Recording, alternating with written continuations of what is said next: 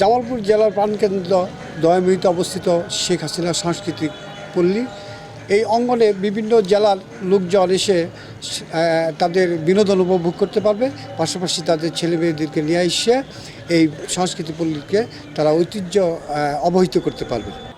জাতির জনক বঙ্গবন্ধু শেখ মুজিবুর রহমানের নেতৃত্বে মহান স্বাধীনতা যুদ্ধের যে ইতিহাস রয়েছে এবং এর সাথে জামালপুর জেলার যে পটভূমি এবং ভূমিকা রয়েছে তা তুলে ধরার জন্যই জামালপুর জেলার উন্নয়নের রূপকার মির্জা আজম এমপি মহোদয়ের ঐকান্তিক প্রচেষ্টায় এবং এলজিডির বাস্তবায়নে এই জামালপুর মুক্তিযুদ্ধ জাদুঘর প্রতিষ্ঠিত হচ্ছে। এই প্রতিষ্ঠার সাথে জড়িত রয়েছে মুক্তিযুদ্ধ জাদুঘর ঢাকা। এটির সাজানো এবং কিউরেশনের কাজ করছে মুক্তিযুদ্ধ জাদুঘর ঢাকা।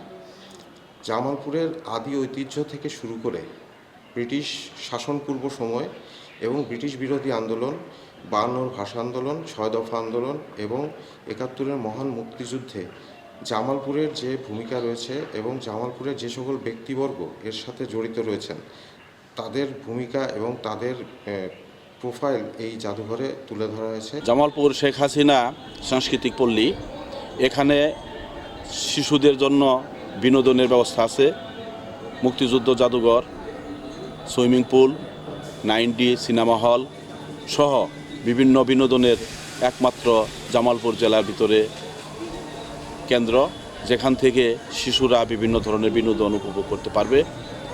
আমরা জামালপুরবাসী কৃতজ্ঞ এই সাংস্কৃতিক পল্লী হওয়াতে, যার মাধ্যমে আমরা আমাদের শিশুদেরকে তাদের মনের বিকাশ এবং মুক্তিযুদ্ধ সহ বিভিন্ন ঐতিহাসিক বিষয়গুলো আমরা তাদেরকে দেখাতে পারবো, বোঝাতে পারবো। সাংস্কৃতিক পল্লী জামালপুর শহরের প্রাণকেন্দ্রে অবস্থিত, খুব সুন্দর একটা মনোরম পরিবেশে তৈরি হয়েছে এবং এটার ভিতরে সুন্দরতম অন্যতম একটা জিনিস, সেটা হচ্ছে মিউজিক্যাল ফাউন্টেন, পানির যে নৃত্যটা, এটা আমরা উপভোগ করতে পারবো। এবং এখানে কিছু নিরাপত্তার দরকার, মানুষের চলাফেরা, অবাধে চলাফেরা, নিরাপত্তা হলে প্রশাসনের দৃষ্টি আকর্ষণ করছি যাতে এখানে মানুষ আসলে সুন্দর নিরাপদ পায়।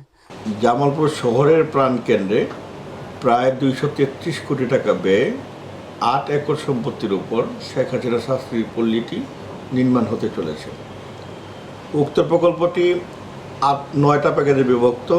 এর মধ্যে আমরা 7টা প্যাকেজের কাজ সম্পন্ন করেছি, 2টা প্যাকেজের কাজ চলমান। উক্ত প্রকল্পটি নির্মাণের ফলে ভ্রমণ পিপাসু যারা আছে তারা জামালপুর সহ আশেপাশের জেলার লোকজন এখানে এসে বিনোদনের বিরাট একটি সুযোগ পাবে।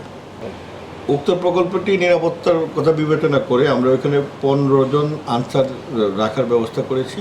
তারপরেও সিকিউরিটির ব্যাপারে যদি কোনো অভিযোগ আসে তাৎক্ষণিক আমরা থানায় যে জিডি করার ব্যবস্থা করি। এইভাবেই আমরা উক্ত প্রকল্পটার সিকিউরিটির ব্যবস্থা নিশ্চিত করছি।